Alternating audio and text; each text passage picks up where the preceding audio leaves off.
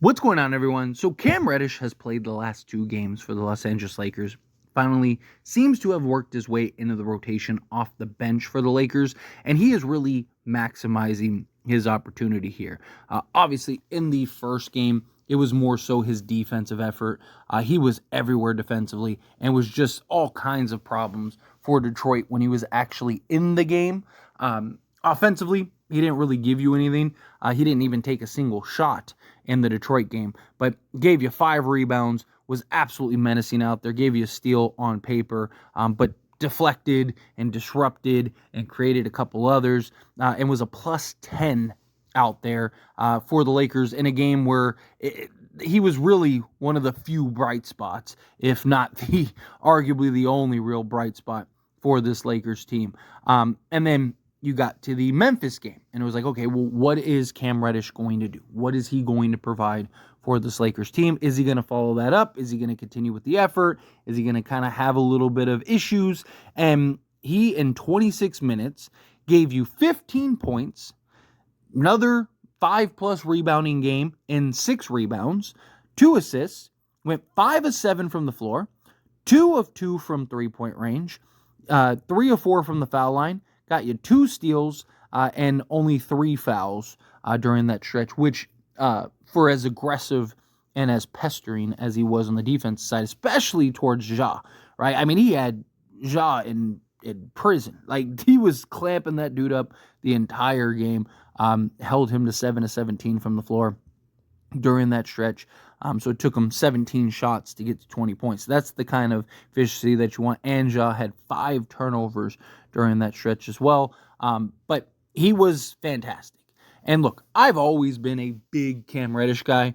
If you're familiar with me and my channels, this channel, and then As It Stands Lakers the last few years, even before we had Cam Reddish, I really wanted to see the Lakers get Cam Reddish. I was disappointed when the Lakers had an opportunity to trade for Cam Reddish, and it ended up falling through when he was with the Knicks, and ultimately made his way to the Portland Trail Blazers, and then became a free agent and signed with the Lakers. And I still have a ton of belief in Cam Reddish. I still think Cam Reddish is a guy that you can, if you are patient with and continue to grow and develop, I do think he can still be a quality rotation piece. He just turned 25 in September, right? So he's not like super young, but he's also not super old, and he has all the tools and intangibles. He's like 6'7", 6'8". He's got like a 7'1", 7'2" wingspan, hyper athletic. He's got the foot speed. He's got everything. And I also think he got kind of like the bad end of the deal for a good majority of his career. Now, don't get me wrong, he didn't do himself many favors. I mean, he had just questions of his work ethic dating back to Duke. But from the moment he came into the league, right, he had a great stint, great rookie season with Atlanta, followed that up with an even better season for Atlanta, and then followed that up to Atlanta ends up making the conference finals. They end up looking to trade Cam Reddish because he kind of becomes the odd man out because they get a bunch of vet guys that play his position, and he ends up getting shipped out to the New York Knicks, and the Knicks didn't really want him. Tibbs did not want Cam Reddish. He told them not to trade for him, but the deal was already done, and the Knicks didn't want to, go back on the deal. So then he's there. They tried to trade him immediately. Lakers almost had a deal done for him, and then he ends up getting traded to Portland, where then he follows that up by signing with the Lakers, who actually tried to trade for him. So I think a lot of it is just teams haven't really taken the time to really try to maximize Cam Reddish and grow and develop him. Right? He is like a serviceable offensive game away from being like a legit quality starter in this league. Right? Like, the problem is his offensive game. In a lot of ways, it's like he's regressed. Right? Like, early in his career, he was able to put the ball on the deck regularly, get to the basket, right? Knock down that elbow in the mid-range. 3-point shot could be inconsistent at times, but there was a lot of promise with his offensive game. And it just it just kind of, I think, through just him not having the confidence, teams not properly working to develop him, I think he kind of just got pushed to the wayside a little bit here. Again, it's not all on the teams. Obviously, him himself has to put the work in and put the effort in. But I'm not even saying he has to give you 15 points a game. If he can maintain the rebounding that he did the last 2 games, right? 5 rebounds and then 6 rebounds. If he can maintain those rebounds, if he could just be like an 8 to 10 point a game guy and then give you, 5 to 6 rebounds, but just be absolute menacing on the defensive side, I think you might have to start him. I actually think there's an argument you already should start him just because, like, our biggest problem right now is lack of perimeter defense, for one, and two, you don't have the athleticism and foot speed, right? You look at D'Angelo Russell, Austin Reeves, Rui Hachimura. They're not these great perimeter defenders. They don't have this tremendous athleticism. I mean, you and me could outrun these 3, right? Like, it's frustrating at times. And a lot of the rebounds that the Lakers give up are long ball rebounds, right? Because teams are just jacking up a bunch of threes because these 3 guys can't defend anybody out on the perimeter. So it's like, why wouldn't we just take 43s? Because then all we have to do is just win a foot race between D'Angelo Russell, who he himself says he might be the slowest guy in the NBA, Rui Hachimura, and Austin Reeves, right? Like, so you have the advantage. But if you put a guy like a Cam Reddish who can track down those loose balls, who can and does have the size, the length, and the foot speed, if you can go and add him and inject him into the starting lineup, now you got that point of attack defense. Now you got that ability to chase down loose balls, and Cam Reddish is going to give you that effort. He's going to give you that energy. I think it's something you have to at least try and see how it works. Like, the problem is, like, who do you put to the bench, right? D'Lo got benched in the last game because JJ Redick said he just didn't like his effort, and it's something that he's talked to him about heavily, and he just was kind of getting back into old habits, as JJ put it, and so he thought, he needed to do it to give them the best chance to win. So you could say D'Angelo Russell is the guy to go to the bench. Problem with D'Lo is historically, when he goes to the bench, his production just falls off a cliff, right? He just kind of gets in his own head.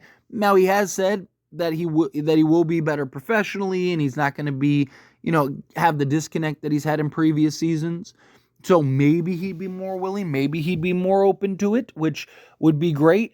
I think realistically, you probably got to go with a Rui or Austin Reeves.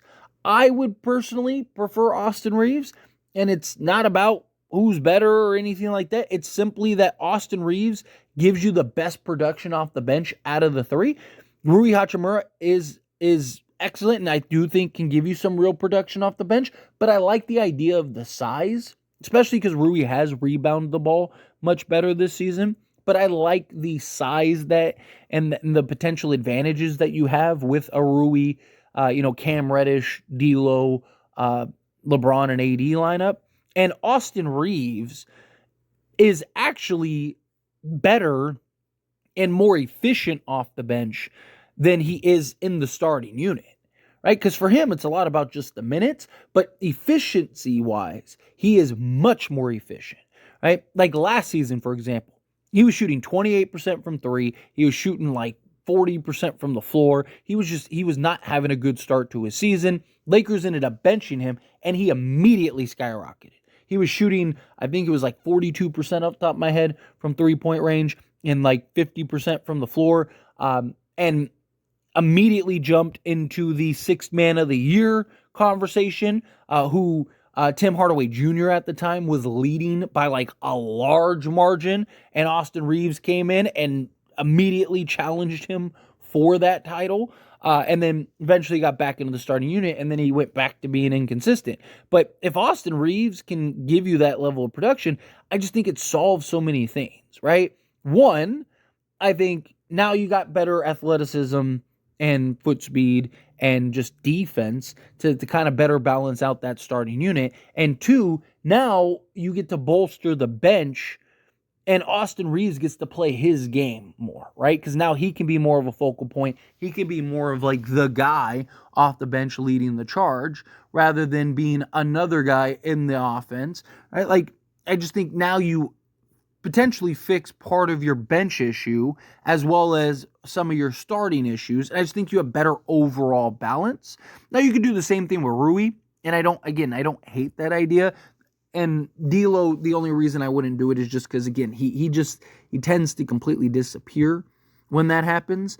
But obviously Jared Vanderbilt coming back, whenever he comes back, if he ever comes back, um, it could definitely go a long way to kind of have the two of them defensively and just athletically, right? And their ability to rebound and contest shots and, keep balls alive and create turnovers and all that stuff. But also, look, if Reddish keeps playing the way he's playing and he can give you, again, a comparable offensive game, not even a lead or anything like that, I do think you have to at least consider looking to turn Vando into another need. Right? I'm not saying you just trade Vando just to trade Vando, but having Vanderbilt and Reddish becomes a little bit of a redundancy. Right? Now, I like healthy Vando, I like more than healthy Reddish, but one guy's making $2.5 million and one guy's making $10 million. And the Lakers have several needs that if you could turn Vando into one of those needs, that would be huge. Also, Vando's injury history gives me some concern. And again, if it really boils down to, one, can Cam Reddish provide what he's provided these last two games, game in and game out, because we know Jared Vanderbilt can, and can he give you a better offensive game than what Vando did, right? So yes, Cam Reddish, there's things that Vando are better at, but if Cam Reddish can be, elite defensively, maybe not as elite as Jared Vanderbilt, but still very, very good defensively, on top of just a better offensive game than Jared Vanderbilt, well, then now I think you're talking. Now I think, now you can kind of stomach potentially losing Jared Vanderbilt more. But obviously, again, Cam Reddish, can he continue to shoot well? I don't expect him to go 2 for 2 from 3 every game, right? But can he be, again, serviceable from 3? Can he be 35, 36%? To where at least teams have to challenge it.